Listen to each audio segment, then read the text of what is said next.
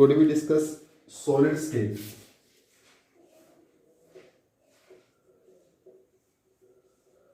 Solid state में बच्चों सबसे पहले हम सॉलिड को डिफाइन करते हैं। सॉलिड की डेफिनेशन आप 9th क्लास से स्टडी करते आ रहे हैं। It is form of matter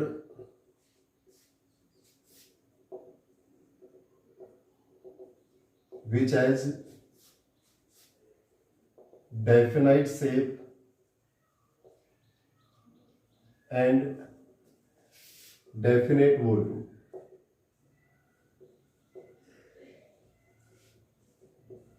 And possess rigidity.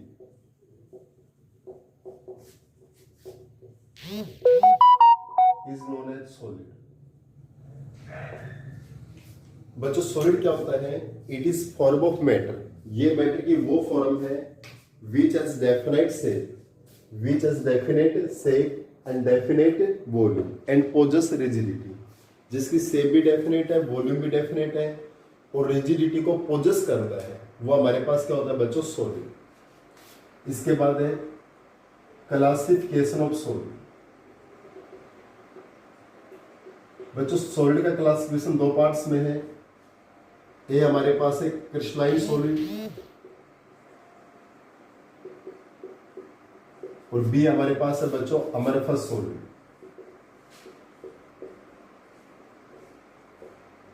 ए हमारे पास क्या बच्चों? क्रिस्टलाइन सॉलिड और बी हमारे पास क्या है? Amorphous solid. One is the crystalline और one is the amorphous solid. Clear? Solid को हमने दो पार्ट्स में क्लासिफाई किया, crystalline solid and amorphous solid. अब यहां पर उनके हम डिफरेंस को भी स्टडी करते साथ साथ। बच्चों क्रिस्टलाइन सॉलिड क्या होता है? किसी भी सॉलिड का जो मैन्युफैक्चरिंग है बच्चों वो कंस्टिट्यूएंट पार्टिकल से होता है। और कंस्टिट्यूएंट पार्टिकल किस फॉर्म में होते हैं?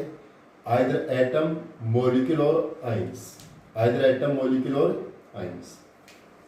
यानी जो हमारे पास क्रिस्टलाइन सॉलिड है बच्चों, क्रिस्टलाइन सॉलिड का जो मैन्युफैक्चरिंग है बच्चों या अमरफस सॉलिड का मैन्युफैक्चरिंग है वो किससे होता है भी? आपका कंस्टिट्यूएंट पार्टिकल से, आइदर एटम, मॉलिक्यूल और आयंस। जो क्रिस्टलाइन सॉलिड है बच्चों इसमें 3 डायमेंशन स्पेस होता है और वो एक रेगुलर अरेंजमेंट में होते हैं। किस में होते हैं? कि रेगुलर अरेंजमेंट में होते हैं। क्लियर? यहाँ पर उनका जो अरेंजमेंट है बच्चों वो रेगुलर नहीं होता है। जो हमारा क्रिस्टलाइन सॉलिड है बच्चों ये शॉर्ट और लॉन्ग रेंज दोनों का फॉर्मेशन करते हैं और अमरफस सिर्फ किसका फॉर्मेशन करता है? ओनली शॉर्ट रेंज ऑर्डर का। क्लियर? यानी क्रिस्टलाइन सॉलिड क्या है? It may be states as constituent particle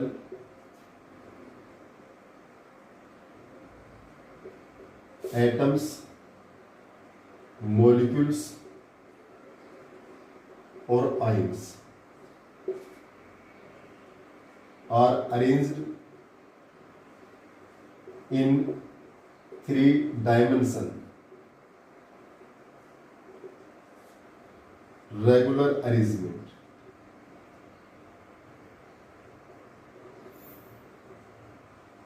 Regular arrangement. They possess short and long range order. इसके एग्जाम्पल बच्चों हमारे पास अमरफस के क्या है? जितने भी मेटल्स हैं, जितनी भी मेटल्स हैं, all metals are act as crystalline solid. जितनी भी मेटल्स है बच्चों हमारे पास क्या है? Crystalline solids. Clear? Non metals में जैसे diamond, graphite, silicon etcetera. All metals are act as crystalline solid या डायमंड, ग्रेफाइट, सिलिकॉन एक्सेट्रा। ये हमारे पास क्या होते हैं बच्चों? क्रिस्टलाइन सॉलिड होते हैं। These are the crystalline solid. हालांकि क्रिस्टलाइन सॉलिड को हम आगे भी क्लासिफाई करेंगे, बहुत अच्छे से क्लियर हो जाएगा, उसके एग्जाम्पल भी क्लियर हो जाएंगे। क्रिस्टलाइन सॉलिड क्या बताया भी? It may be states as constituent particles, atoms, molecules और आयंस। ये हमारे कंस्टिट्यूएंट पार्टिकल्स हैं, आइदर एटम्स, मॉलिक्यूल्स और ions are arranged in 3 dimension regular arrangement या 3D का रेगुलर अरेंजमेंट होगा। They possess short and long range order, वो short और लॉन्ग रेंज दोनों का फॉर्मेशन करते हैं। क्लियर? अमरफस में बच्चों यहाँ पर जो रेगुलर अरेंजमेंट इसके स्थान पे क्या आ जाएगा, इरेगुलर, बाकी सेम रहेगा। यहाँ शॉर्ट और लॉन्ग रेंज के स्थान पे क्या आ जाएगा, ओनली शॉर्ट रेंज। तो अमरफस की डेफिनेशन क्या होगी, it may be states as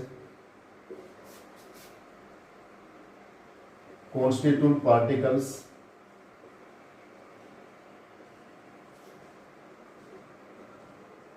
atoms molecules or ions are arranged in 3-dimension irregular arrangement।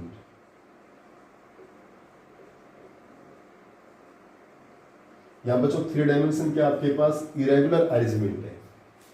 यहाँ रेगुलर अरेंजमेंट था बच्चों, इस केस में क्या था आपके पास, रेगुलर अरेंजमेंट था। कैसा अरेंजमेंट था, रेगुलर। और अमरफस की डेफिनेशन सेम है बच्चों, सिर्फ क्या डिफरेंस है, इरेगुलर अरेंजमेंट। यानी it may be states as constitute particles atoms molecules और ions are arranged in 3 dimension irregular arrangement. जहाँ constitute particles 3 dimension irregular arrangement में प्रेजेंट होते हैं, वो हमारे पास क्या होता है, हमारे पास solid. They possess only short range order. ये इस तरफ हमारे क्या पोजेस करते हैं, शॉर्ट रेंज ऑर्डर पोजेस करते हैं। दे possess only short range order, ये सिर्फ शॉर्ट रेंज ऑर्डर को ही पोजेस करते हैं, यानी लॉन्ग रेंज ऑर्डर को पोजेस नहीं करते। क्लियर? नेक्स्ट बच्चों, अब नेक्स्ट जो डिफरेंस का पॉइंट है वो मेल्टिंग पॉइंट की बेस पे करते हैं बच्चों, इस पे करते हैं मेल्टिंग पॉइंट। यानी जो क्रिस्टलाइन सॉलिड है they have sharp melting point, they have sharp melting point. इनका जो मेल्टिंग पॉइंट वो कैसा है, शार्प है, जबकि इनका मेल्टिंग पॉइंट अमरफस का मेल्टिंग पॉइंट शार्प नहीं बच्चों, फिक्स नहीं है। देखिए शार्प मेल्टिंग पॉइंट का मतलब क्या होता है, फिक्स्ड मेल्टिंग पॉइंट। वैसे अमरफस का हमने एग्जांपल नहीं दिया बच्चों, इसके एग्जांपल हो गए वुड, गिलास, वुड लकड़ी हो गई बच्चों, गिलास हो गया, रबर हो गया, रबर, गिलास, वुड एक्सेट्रा, ये इसके एग्जांपल्स है बच्चों। वुड है, गिलास है, रबर है। अब देखिए क्या रबर का जो मेल्टिंग पॉइंट है कोई फिक्स होता है क्या, शार्प मेल्टिंग पॉइंट होगा, फिक्स मेल्टिंग पॉइंट होगा, नहीं होगा ना। यानी they have melting point in A range, इनका मेल्टिंग पॉइंट एक रेंज में होता है बच्चों। They have melting point in A range, इनका मेल्टिंग पॉइंट किस में होगा, रेंज में होगा। यानी जो क्रिस्टलाइन सॉलिड है इनका मेल्टिंग पॉइंट कैसा होता है बच्चों, शार्प होता है, और इनका मेल्टिंग पॉइंट किस में होता है, कि रेंज में होता है। क्लियर? बात करते हैं बच्चों क्लीवेज की। क्लीवेज मतलब कट करना। हम क्लीवेज के बेसिस पे क्या डिफरेंस होगा, क्लीवेज मीन्स क्या होता है बच्चों, कट करना होता है। क्लियर? जो बच्चों क्रिस्टलाइन सॉलिड है ये रेगुलर कट देते हैं बच्चों, शार्प कट देते हैं। इनको जब हम कट करते हैं तो रेगुलर कट आता है। जिस किसी मेटल को कट किया जाता है तो उस केस में कैसा कट आता है, रेगुलर आता है। लेकिन जैसे हमारे पास गिलास है, रबर है या प्लास्टिक है, जो हमारे अमरफस सॉलिड है बच्चों, इनको कट करते हैं तो वो इरेगुलर कट शो करते हैं। क्या शो करते हैं, इरेगुलर कट। यानी they have regular cut on cleavage और they have irregular cut, they have irregular cut on cleavage। देखिए बच्चों यहाँ देखिए पॉइंट्स एक बार, एक साइड में क्रिस्टलाइन सॉलिड है और एक साइड में अमरफस सॉलिड है। क्रिस्टलाइन सॉलिड क्या है, दोनों के डेफिनेशन में माइनर सा डिफरेंस है। कंस्टिट्यूट पार्टिकल्स एटम्स मॉलिक्यूल्स और ions are arranged in 3 dimension regular arrangement. यहाँ पर क्या रेगुलर अरेंजमेंट, और इस केस में क्या 3 डायमेंशन इरेगुलर अरेंजमेंट। ये पोजेस करते हैं शॉर्ट और लॉन्ग रेंज ऑर्डर को। ये पोजेस किसको करते हैं? ओनली शॉर्ट रेंज ऑर्डर को, यानी लॉन्ग रेंज ऑर्डर को फॉर्म नहीं करते हैं। इसके एग्जाम्पल्स में मेटल्स हैं, diamond, graphite, silicon, germanium etcetera आते हैं। इसके जो एग्जाम्पल्स है बच्चों, वुड, गिलास, प्लास्टिक, रबर एटसेट्रा आते हैं। इनका जो मेल्टिंग पॉइंट होता है बच्चों फिक्स होता है, शार्प मेल्टिंग पॉइंट होता है, जबकि इनका मेल्टिंग पॉइंट किस में होता है? रेंजिंग होते हैं। इनका कट क्या होता है बच्चों? रेगुलर कट शो करते हैं, और ये क्या शो करते हैं? रेगुलर कट शो करते हैं। क्लियर? इसके जस्ट बाद बच्चों नेक्स्ट डिफरेंस,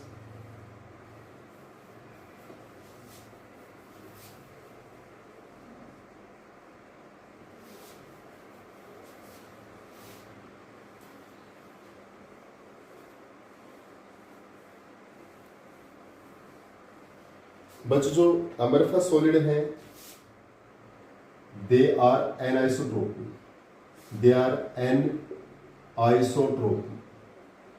ये कैसे होते हैं? एनआइसोट्रोपिक। और they are isotropic nature, they are isotropic in nature. ये कैसे होते हैं बच्चों? आइसोट्रोपिक। और ये कैसे होते हैं? एनआइसोट्रोपिक। अब बच्चों एनाइसोट्रोपी क्या है और आइसोट्रोपी क्या है, इसको मैं डिफाइन कर देता हूँ। जो क्रिस्टलाइन सॉलिड है वो कैसे हैं? एनाइसोट्रोपी। और अमरफस सॉलिड कैसे हैं? Isotropy in nature.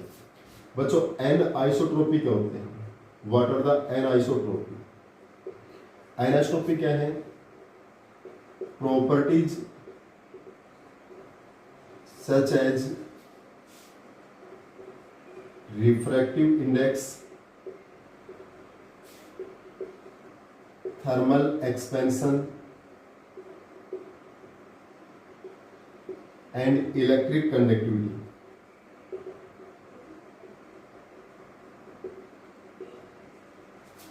are same in all direction। ये जो प्रॉपर्टी है बच्चों सभी डायरेक्शन में क्या होते हैं? सेम होते हैं।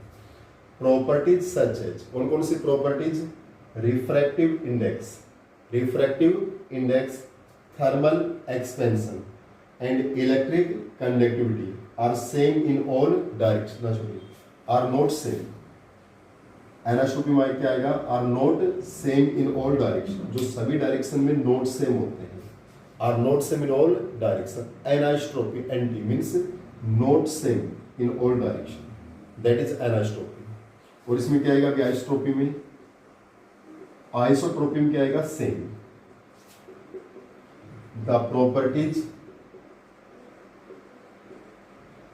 सच as refractive index, thermal expansion and electric conductivity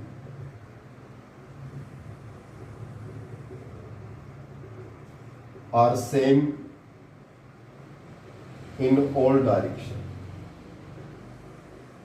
जो सभी डायरेक्शन में क्या रहेंगे? सेम रहेंगे।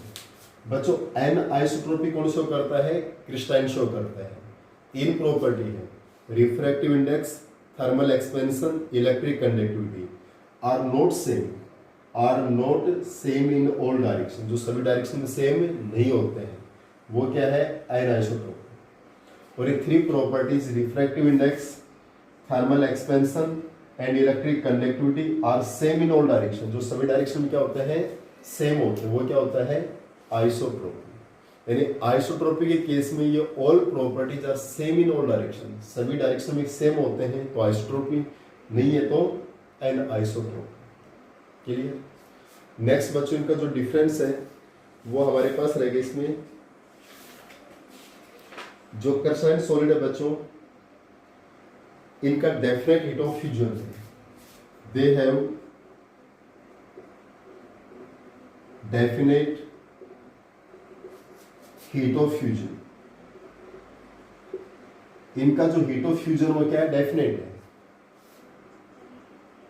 They do not definite heat of fusion, इनका जो हीट ऑफ फ्यूजन वो डेफिनेट नहीं है। यानी क्रिस्टलाइन सॉलिड का बच्चों डेफिनेट हीट ऑफ फ्यूजन होता है, इनका हीट ऑफ फ्यूजन डेफिनेट नहीं है। जो क्रिस्टलाइन सॉलिड है बच्चों, ये मेन पॉइंट है, दे आर ट्रू सॉलिड्स। ये कैसे सॉलिड होते हैं? ट्रू सॉलिड होते हैं। क्रिस्टलाइन सॉलिड कैसे होते हैं बच्चों? ट्रू सॉलिड्स होते हैं। कैसे सॉलिड है ये? True solids. जबकि अमरफस सॉलिड कैसे होते हैं बच्चों? They are super cooled liquid.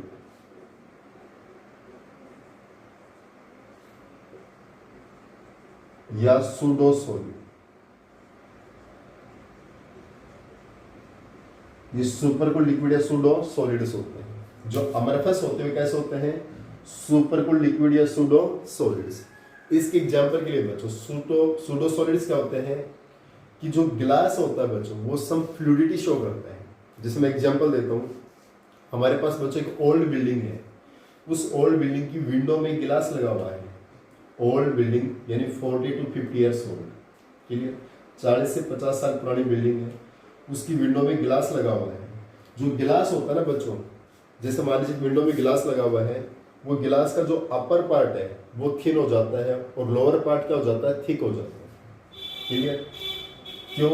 क्योंकि जैसे ही उसके ऊपर हीट पड़ती है, सनलाइट आती है, तो गिलास में फ्लूइडिटी शो होती है। गिलास में क्या होती है? फ्लूइडिटी। लेकिन वो फ्लूइडिटी बहुत ही माइनर से होती है, इसलिए हमने बहुत लॉन्ग टाइम दिया है, 40 to 50 ईयर्स ओल्ड। यानी 40 से 50 साल पुरानी बिल्डिंग है, उसके विंडो में जो गिलास है वो अपर से क्या होता है? थिन होता है, और नीचे से क्या हो जाता है? थिक, मोटा हो जाता है। इसका मतलब उस गिलास में क्या होती है? फ्लूइडिटी होती है, टॉप से बॉटम की तरफ, क्लियर। जिसको हम क्या बोलते हैं? सूडो सॉलिड्स या सुपर कूल्ड लिक्विड। यानी गिलास शो फ्लूइडिटी, गिलास show fluidity, so that old building window glass become thin from top and thick in bottom is known as pseudo solids या सुपर कूल्ड लिक्विड। इसको हम क्या बोलते हैं? सूडो सॉलिड या सुपर कूल्ड लिक्विड बोलते हैं। कि they are super cooled liquid या सूडो सॉलिड्स क्या होते हैं बच्चों? यानी गिलास शो फ्लूइडिटी, गिलास में क्या होती है? फ्लूइडिटी होती है, so that old building window glass becomes thin from top and thick in bottom. वो जो विंडो गिलास है टॉप से क्या हो जाता है? थिन हो जाता है, और बॉटम से क्या हो जाता है? थिक हो जाता है। Is known as the pseudo solids, क्योंकि उस गिलास में क्या होती है? फ्लूइडिटी से होती है, और उस फ्लूइडिटी के कारण उसको हम क्या बोलते हैं? सूडो सॉलिड्स बोलते हैं। क्या बोलते हैं? सुपर कूल्ड लिक्विड बोलते हैं। यानी हमारा जो क्रिस्टलाइन सॉलिड वो कैसे होते हैं बच्चों? ट्रू सॉलिड्स होते हैं, और अमरफस कैसे होते हैं? भी आपके सूडो सॉलिड्स होते हैं। तो नेक्स्ट पॉइंट क्या था? क्रिस्टलाइन क्या शो करते हैं बच्चों? आइसोट्रोपी, और अमरफस क्या शो करते हैं? आइसोट्रोपी। आइसोट्रोपी क्या होती है? Property such as refractive index, thermal expansion और electric conductivity are not same in all direction. Same नहीं है तो अनिसोट्रोपी, और सेम है तो isotropy. They have definite heat of fusion, इनका हीट ऑफ फ्यूजन डेफिनेट है, इनका हीट ऑफ फ्यूजन डेफिनेट नहीं है।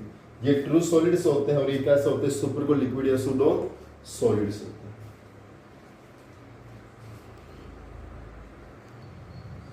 इसके बाद आएगा classification of crystalline solid. Classification of crystalline solid. बच्चों क्रिस्टलाइन सॉलिड का हम 4 टाइप से क्लासिफिकेशन करते हैं। एक हमारे पास है आयोनिक सॉलिड। कितना टाइप से है बच्चों? ये 4 टाइप में क्लासिफिकेशन करते हैं। ए हमारे पास है आयोनिक सॉलिड, बी हमारे पास है मॉलिक्यूलर सॉलिड, सी हमारे पास है कोवलेंट सॉलिड, और डी हमारे पास है मेटालिक सॉलिड।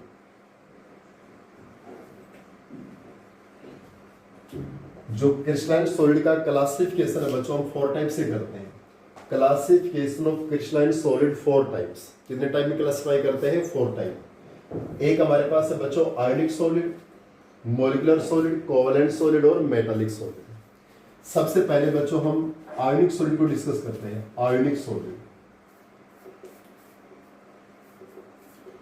बच्चों, आयोनिक सॉलिड, आयोनिक मीन्स क्या होते हैं? आयोनिक मीन्स क्या होगा बच्चों? आयंस। देखिए हमने किसी भी सॉलिड के कंस्टिट्यूएंट पार्टिकल किस फॉर्म में कहे थे? या तो एटम या मॉलिक्यूल या आयंस। तो यहां पर जो आयोनिक सॉलिड में जो कंस्टिट्यूएंट पार्टिकल्स हैं वो किस फॉर्म में बच्चों? आयंस की फॉर्म में। किस फॉर्म में? वो आयंस की फॉर्म में। यानी आयोनिक सॉलिड में जो क्रिस्टलाइन सॉलिड के पार्टिकल्स वो किस फॉर्म में है? आयंस की फॉर्म में। क्लियर? यानी in case of ionic solid, ionic solid के अंदर बच्चों जो कंस्टिट्यूएंट पार्टिकल्स वो क्या हमारे पास है? आयंस। क्लियर? और बच्चों आयंस में कौन सा फोर्स होता है? Which force present in the ions? Ions मतलब पॉजिटिव और नेगेटिव, या तो पॉजिटिव होगा या क्या होगा? नेगेटिव। बच्चों पॉजिटिव और नेगेटिव में कौन सा फोर्स होता है? Electrostatic, electrostatic force of interaction. कौन सा फोर्स होता है? इलेक्ट्रोस्टैटिक फोर्स ऑफ इंटरेक्शन होता है। क्लियर? यानी आयोनिक सॉलिड में जो कंस्टिट्यूएंट पार्टिकल्स वो क्या है? आयंस है, कटाइन और अनाइन। और कटाइन और अनाइन में कौन सा फोर्स होता है? Electrostatic force of interaction. इसको हम कैसे डिफाइन करेंगे? Ionic solid means the solid in which constituent particle are ions and they are held by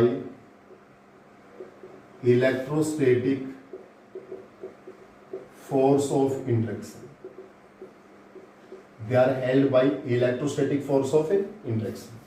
यानी आयोनिक सॉलिड में कंस्टिट्यूएंट पार्टिकल्स क्या होते हैं बच्चों? आयंस होते हैं। The solid in which constituent particle are ions and they are held by electrostatic force of interaction. ये ionic solid में कंस्टिट्यूएंट पार्टिकल्स तो क्या होते हैं? आयंस होते हैं और they are held by electrostatic force of interaction. और उनमें कौन सा फोर्स होता है? Electrostatic force of interaction. ये हमारे क्या होता है? आयोनिक सॉलिड्स होते हैं। इसके एग्जाम्पल में जैसे बच्चों हमारे पास NaCl, KCl, ये हमारे आयनिक सॉलिड हो गए भी आपके। NaCl हो गए, KCl हो गए, ये जो भी सॉल्ट हमारे पास दीज आर आयोनिक सॉलिड्स होते हैं। बच्चों आयोनिक सॉलिड्स हमारे पास देखिए, अगर बात आयोनिक सॉलिड की करते हैं, ये देखिए सॉलिड स्टेट में होता है ना, सॉलिड स्टेट में ये बैड कंडक्टर होते हैं, और जो एक्वस स्टेट में या मोल्टन स्टेट में क्या होते हैं? Good conductor. यानी ionic solid are good conductor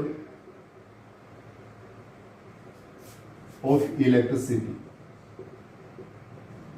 in molten, fused और aqueous state। ये अपने मोल्टन, फ्यूज्ड या एक्वस स्टेट में क्या होते हैं? Good conductor. क्यों होते हैं गुड कंडक्टर? क्योंकि बच्चों या तो इनकी मोल्टन स्टेट हो, फ्यूज स्टेट हो, या वाटर में मिक्स करने के बाद क्यों होते हैं? Due to free ions, due to free ions. Free ions के कारण होते हैं। किसके कारण होते हैं? फ्री आयंस के कारण होते हैं। यानी ionic solid are good conductor of electricity in molten, fused और एक्वस स्टेट। ये मोल्टन में, फ्यूज्ड में और एक्वस स्टेट में क्या होते हैं? Good conductor. क्यों होते हैं good conductor? Due to presence of free ions, free ions की प्रेजेंस के कारण। But in solid state they are bad conductor, they are bad conductor of electricity। बच्चों सॉलिड स्टेट में क्या होते हैं? Bad conductor. आयंस तो होते हैं लेकिन वो फ्री नहीं है। जैसे हमारा आयन होगा भी Na+ और Cl-, लेकिन दोनों आयंस क्या होते हैं? कंबाइन होते हैं, फ्री नहीं है ना। सॉलिड स्टेट के अंदर बैड कंडक्टर क्यों हो गए बच्चों? आयंस तो प्रेजेंट है but they are not free. ये कंबाइन एक दूसरे से कंबाइन है, तो क्या इलेक्ट्रिसिटी को कंडक्ट करेंगे? नहीं करेंगे। Clear? But in solid state they are bad conductor of electricity due to absence of free ions, absence of free ions किसके कारण होते हैं बच्चों? absence of free ions, क्योंकि अपने free ions क्या होते हैं बच्चों? absent होते हैं। free ions क्या होते हैं? absent। उन free ions की absence के कारण ये हमारे पास क्या होते हैं? bad conductor of electricity। Clear? देखिए बच्चों, जो आयनिक सॉलिड क्या होते हैं, जिनके कंस्टिट्यूएंट पार्टिकल्स क्या होते हैं? आयंस, कैटाइन और अनाइन। कैटाइन और अनाइन में कौन सा फोर्स होता है? Electrostatic force of interaction. तो आयनिक सॉलिड क्या हो गए? जहां कंस्टिट्यूएंट पार्टिकल्स तो क्या हो गए आपके पास? आयंस हो गए, और they are held by electrostatic या coulombic force of interaction. Clear बच्चों? आयनिक सॉलिड गुड कंडक्टर होते हैं इलेक्ट्रिसिटी के, किसमें? मोल्टन, फ्यूज्ड या एक्वस स्टेट में, ड्यू टू फ्री आयंस। लेकिन वो बैड कंडक्टर हो जाते हैं किसमें? सॉलिड स्टेट में, due to absence of free ions, free ions की अब्सेंस के कारण। क्लियर? अब बच्चों सॉलिबिलिटी की बात करते हैं, तो आयनिक सॉलिड्स कैसे होते हैं? आयन से चार्ज है, तो ये कैसे होते हैं? पोलर होते हैं।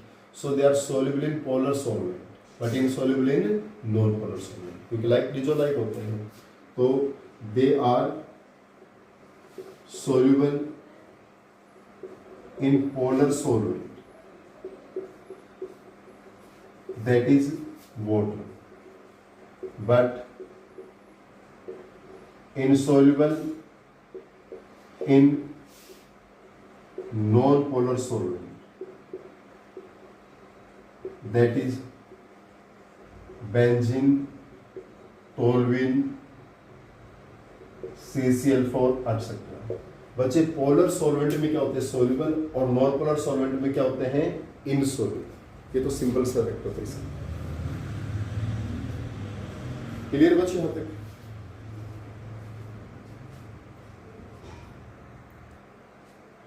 देखिए बच्चों, नेक्स्ट हमारे पास है मोलिकुलर सॉलिड। मोलिकुलर सॉलिड्स को हम 3 पार्ट्स में क्लासिफाई करते हैं। One is the non polar molecular solid, second हमारे पास है पोलर मोलिकुलर सॉलिड, और थर्ड हमारे पास है हाइड्रोजन बॉन्डेड मोलिकुलर सॉलिड। अब हम डिस्कस करें बच्चों मोलिकुलर सॉलिड। मोलिकुलर सॉलिड्स को बच्चों 3 पार्ट्स में क्लासिफाई करते हैं, नॉन पोलर, पोलर और हाइड्रोजन बॉन्डेड मोलिकुलर सॉलिड। यानी हमारा जो मोलिकुलर सॉलिड है वो 3 पार्ट्स में क्लासिफाई कर दिया बच्चों, non polar molecular solid, polar molecular solid या hydrogen bonded molecular solid. Clear बच्चों? नॉन पोलर मोलिकुलर सॉलिड, इसके जो कंस्टिट्यूएंट पार्टिकल्स वो क्या हो गए? Non polar molecules. कैसे हो गए non polar molecules? Molecular means molecules, तो मींस कंस्टिट्यूएंट पार्टिकल्स क्या हो गए? मॉलिक्यूल्स हो गए। जो नॉन पोलर मॉलिकुलर सॉलिड है, मॉलिकुलर मींस क्या होता है? मॉलिक्यूल्स, यानी कंस्टिट्यूएंट पार्टिकल्स क्या हो गए? मॉलिक्यूल्स। कैसे मॉलिक्यूल्स? Non polar. तो बच्चों नॉन पोलर में कौन सा फोर्स होता है? वीक डिस्पर्जन या लंदन फोर्स ऑफ इंटरेक्शन। तो कैसे डिफाइन करोगे? The constituent particles are non polar molecules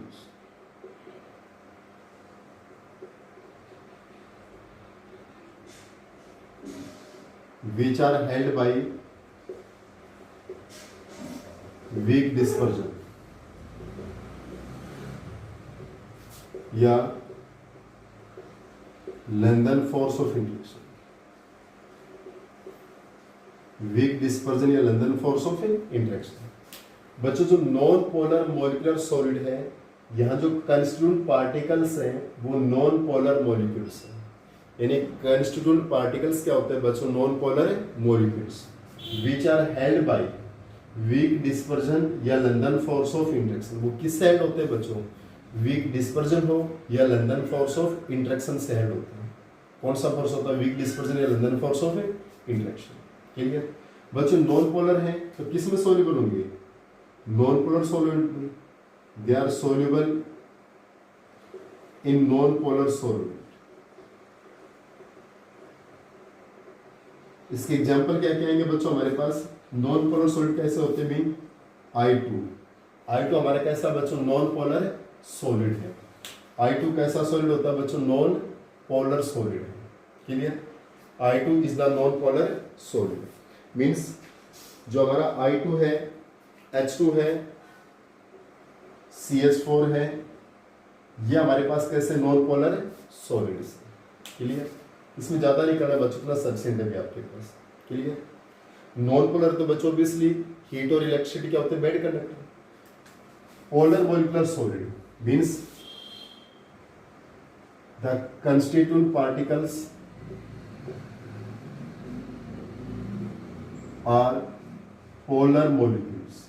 कैसे मॉलिक्यूल्स हो जाएंगे बच्चों पोलर मॉलिक्यूल्स। कंस्टिट्यूएंट पार्टिकल कैसे होते हैं polar molecules.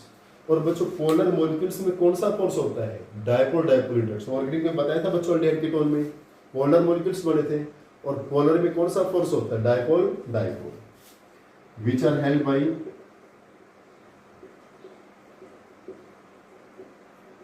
Dipole dipole force of interaction. कौन सा फोर्स होता है बच्चों dipole dipole force of interaction. कौन सा फोर्स रहेगा यहाँ पर dipole dipole force of interaction. Example जैसे क्या बनेगी इसका HClSO2। HClSO2 इसका क्या बनेगा एग्जांपल बनेगा। ये बच्चों किसमें सोल्यूबल होते हैं पोलर सॉल्वेंट में। They are soluble in polar solvent. किसमें सोल्यूबल होते हैं बच्चों पोलर सॉल्वेंट। नेक्स्ट है बच्चों हाइड्रोजन बॉन्डेड मॉलिक्यूलर सॉल्वेंट। इसमें क्या कहोगे कंस्टिट्यूएंट पार्टिकल्स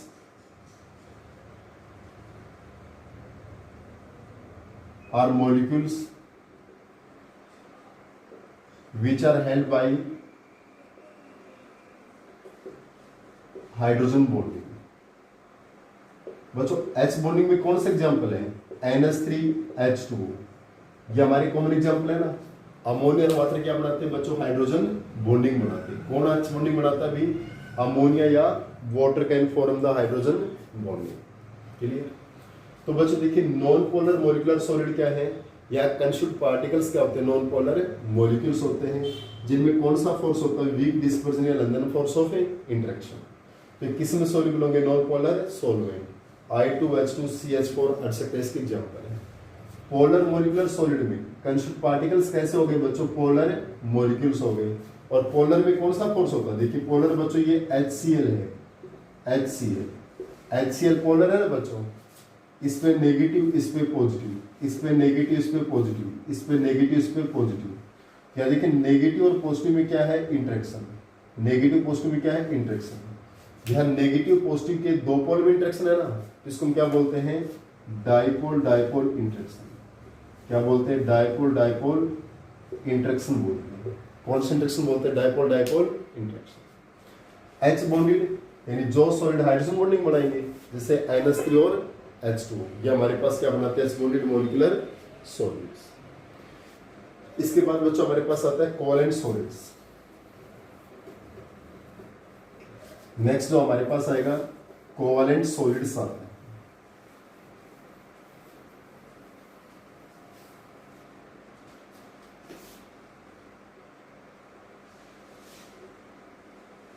बच्चों कोवैलेंट सॉलिड में कंस्टिट्यूएंट पार्टिकल्स क्या होते हैं, what are the constituent particles of in covalent solids. तो बच्चों कोवैलेंट सॉलिड्स में कंस्टिट्यूएंट पार्टिकल्स होते हैं एटम्स। क्या होते हैं एटम्स। इसमें जैसे डायमंड है, ग्रेफाइट है, सिलिकॉन है, जर्मेनियम है। सिलिकॉन जर्मेनियम सेमीकंडक्टर की फॉर्म है बच्चों, तो वो हमारे पास क्या है कोवैलेंट सॉलिड। यानी the solid in which constituent particle are atoms which are held by covalent bond। इनमें कौन सा बॉन्ड है बच्चों कोवैलेंट बॉन्ड। एग्जाम्पल क्या आते हैं diamond, graphite, silicon and germanium, silicon carbide, aluminium nitride etcetera. बच्चों इनमें 3 डायमेंशन स्ट्रक्चर होती है मोस्ट ऑफ, क्या रहती है 3 डायमेंशन स्ट्रक्चर। जैसे सिलिकॉन का हमारी ये स्ट्रक्चर है, सिलिकॉन के वैलेंस शेल में 4 इलेक्ट्रॉन्स होते हैं, तो every silicon can form the other 4 silicon से बॉन्ड बनाते हैं इस टाइप से, बाय कोवलेंट बॉन्ड। इस टाइप से स्ट्रक्चर होती है बच्चों सिलिकॉन की, ये सिलिकॉन स्ट्रक्चर होती है। डायमंड ग्रेफाइट की स्ट्रक्चर तो आपने प्लस में स्टडी की थी, यहाँ पर उसमें हमें इंटायर नहीं जाना है बच्चों उसके अंदर, मैं नॉर्मली स्टडी करने की इसके एग्जाम्पल की फॉर्म में कि diamond graphite silicon germanium silicon carbide aluminium nitride ये सब किसके एग्जाम्पल है, कोवलेंट सॉलिड। अब लास्ट हमारे पास है बच्चों मेटालिक सॉलिड, इसको थोड़े ध्यान से देखिए। मेटालिक सॉलिड्स, मेटालिक सॉलिड क्या बच्चों, जहाँ कंस्टिट्यूट पार्टिकल्स क्या होते हैं, मेटल्स होते हैं, क्या होते हैं मेटल्स। और मेटल्स में कौन सा फोर्स होता है बच्चों, मेटालिक बॉन्ड, यानी constituent particles are metals which are held by metallic bond, which are held by metallic bond। Clear. अब बच्चों जो मेटालिक सॉलिड की जो प्रॉपर्टीज है वो वही प्रॉपर्टी जो मेटल्स की है। जैसे बच्चों metals good conductor of heat and electricity होते हैं, मेटल्स हमारे पास क्या होते हैं बच्चों, डक्टाइल होते हैं, मेलिएबल होते हैं, लस्टर होते हैं, वो किसकी प्रॉपर्टी आ जाएगी, मेटालिक सॉलिड्स की प्रॉपर्टी आ जाएगी। यानी मेटालिक सॉलिड में क्या है, कंस्टिट्यूट पार्टिकल्स क्या होते हैं बच्चों, मेटल्स होते हैं, और which are held by the metallic bond, और वो किससे हेल्ड होते हैं बच्चों, मेटालिक बॉन्ड से हेल्ड होते हैं। They are malleable, ductile and lustre in nature. ये कैसे होते हैं बच्चों, मेलिएबल होते हैं, डक्टाइल होते हैं, lustre in nature. They are good conductor of heat and electricity.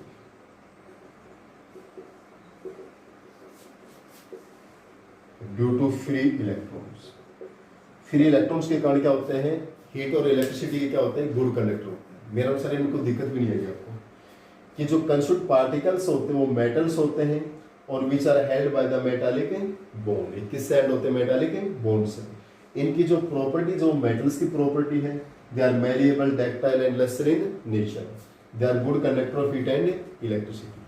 अब बच्चे लास्ट क्वेश्चन यहाँ से क्या बनता है आपके पास, जो मेटालिक सॉलिड्स इनको हम कंडक्टर भी बोलते हैं बच्चों, क्या बोलते हैं, कंडक्टर। बच्चों जैसे इनको हीट करते हैं, जैसे इनको हीट किया जाता है, टेम्परेचर इंक्रीज किया जाता है, तो इनकी कंडक्टिविटी के ऊपर क्या इफेक्ट पड़ता है, इनकी कंडक्टिविटी क्या होती है, डिक्रीज होती है।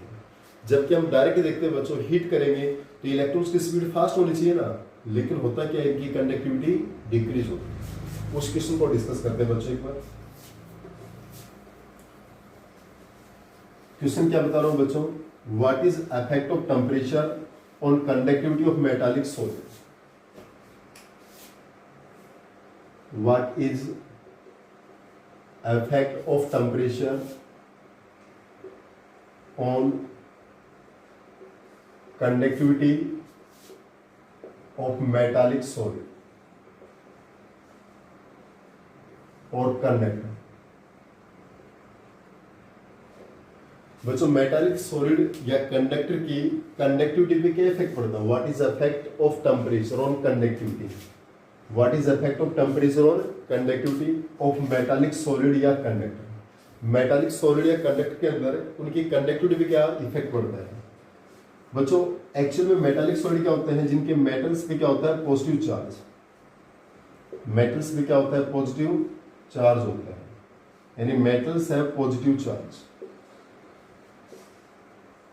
मेटल्स पे कैसा चार्ज होता है, पॉजिटिव,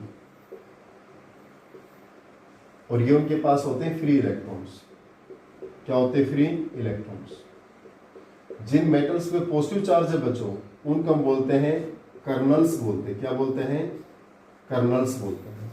और जो फ्री इलेक्ट्रॉन्स इनको हम क्या बोलते हैं, मोबाइल इलेक्ट्रॉन्स।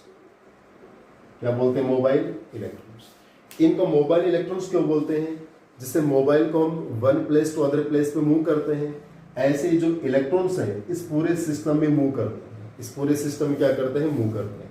और पूरे सिस्टम को क्या बोला जाता है? Sea of mobile electron. Sea of mobile electrons क्या बोलते हैं हम? सी ऑफ मोबाइल इलेक्ट्रॉन्स बोलते हैं। पूरे सिस्टम को क्या बोलते हैं? सी ऑफ मोबाइल इलेक्ट्रॉन्स बोलते हैं। क्लियर? तो बच्चों हमारे पास यहाँ पर जो एम्पलस साइंस वो क्या होते हैं? कर्नल्स होते हैं। इलेक्ट्रॉन्स को क्या बोलते हैं? मोबाइल इलेक्ट्रॉन्स बोलते हैं। पूरे सिस्टम को क्या बोलते हैं? सी ऑफ मोबाइल इलेक्ट्रॉन्स। अब बच्चों देखिए, टेम्परेचर इंक्रीज करते हैं तो इनकी कंडक्टिविटी क्या होती है? डिक्रीज होती है। उसका रीजन क्या है कि जैसे टेम्परेचर इंक्रीज करेंगे बच्चों, टेम्परेचर जैसे क्या करते हैं? इंक्रीज करते हैं, तो उनकी जो कंडक्टिविटी है वो क्या होती है? डिक्रीज। हमारा जो T4 क्या है? टेम्परेचर, और ये K क्या है? कंडक्टिविटी। कि जो मेटालिक सॉलिड्स है इनकी जो कंडक्टिविटी है बच्चों, जैसे टेम्परेचर इंक्रीज किया जाता है तो इनकी कंडक्टिविटी क्या होती है? डिक्रीज होती है। कंडक्टिविटी क्या होती है? डिक्रीज। ऐसा क्यों होता है बच्चों? क्योंकि जैसे टेम्परेचर इंक्रीज करेंगे तो बच्चों जो एम्पेलस साइंस है वो अपनी मेन पोजीशन पे ऐसे वाइब्रेट करते हैं। अपनी मेन पोजीशन पे क्या करते हैं? वाइब्रेट करते हैं। तो जो इलेक्ट्रॉन इधर से जा रहा है वो इससे क्या करता है? स्ट्राइक करता है, इससे टकराता है, स्ट्राइक करता है, जिससे इलेक्ट्रॉन की स्पीड क्या होगी? Slow down. जैसे हम टेम्परेचर को इंक्रीज करते हैं, जो एम्पेलस साइंस है, जो कर्नल होते हैं, वो अपने मेन पोजीशन पे वाइब्रेट करते हैं। मेन पोजीशन पे क्या कर रहे हैं? वाइब्रेट। और जो इलेक्ट्रॉन इधर से मूव करता है वो इस कर्नल से क्या करता है? स्ट्राइक करता है। और कर्नल से स्ट्राइक करता है तो उसकी स्पीड क्या हो गई? Slow down. और स्पीड डिक्रीज हो गई तो इसका मतलब कंडक्टिविटी क्या हो गई? डिक्रीज। इसका रीजन क्या है? On increasing temperature, kernels start to vibrate on their main position. बच्चों सॉलिड में भी वाइब्रेशन होता है, उनमें भी मूवमेंट होता है पर मेन पोजीशन पे। तो जैसे टेम्परेचर इंक्रीज करते हैं, kernel starts to vibrate on their mean position. Kernels mean position पे वाइब्रेट स्टार्ट करते हैं। So mobile electrons can strike with kernel so that their speed slow down। तो उनकी स्पीड क्या हो जाती है? Slow down. so that conductivity also decreases of metallic solid और कंडक्टर। बच्चों मेटालिक सॉलिड को हम क्या बोलते हैं? कंडक्टर बोलते हैं। क्या बोलते हैं? कंडक्टर। तो ऑन इंक्रीजिंग टेम्परेचर, जैसे टेम्परेचर इंक्रीज करते हैं, kernel starts to vibrate on their mean position. Kernels अपने मेन पोजीशन पे क्या करते हैं? वाइब्रेशन स्टार्ट करते हैं। जो मोबाइल इलेक्ट्रॉन यहाँ से जाता है वो इसे स्ट्राइक करता है, उसकी स्पीड क्या होगी? Slow down. उसकी स्पीड क्या होगी? डिक्रीज, स्लो डाउन होगी। So conductivity of metallic solid will be decrease. इस टाइप से मेटालिक सॉलिड की जो कंडक्टिविटी है वो क्या हो जाती है? डिक्रीज हो जाती है।